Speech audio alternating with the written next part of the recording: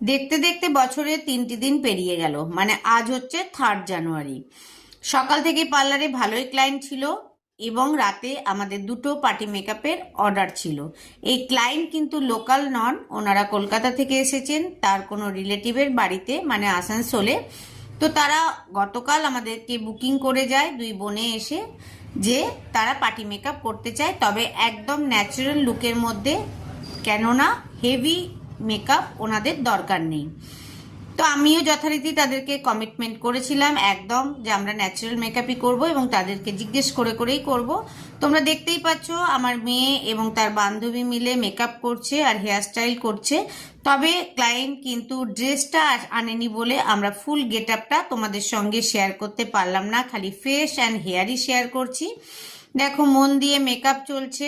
তবে একটা কথা বলবো, এই ক্লায়েন্ট কিন্তু একবারই বলেছে আমাদের ন্যাচারাল মেকআপ দরকার, আর কিন্তু পুরো মেকআপে কোনো মন্তব্য করেনি। মানে ক্লায়েন্ট স্যাটিসফাইড হওয়া যেমন দরকার, সেমনি আমাদেরও কিন্তু কাজ করে স্যাটিসফাইড হওয়াটা খুব দরকার।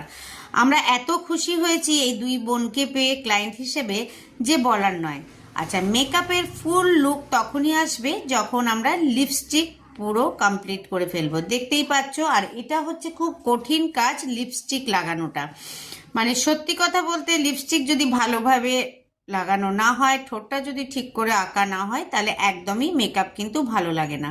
দেখতেই পাচ্ছ ক্লায়েন্ট কিন্তু শান্ত হয়ে বসে আছে, কেননা খালি বোনকে একবার করে জিজ্ঞেস করে নিচ্ছে সব ঠিক আছে তো। আমাদের কিন্তু একটুও বিরক্ত করেনি।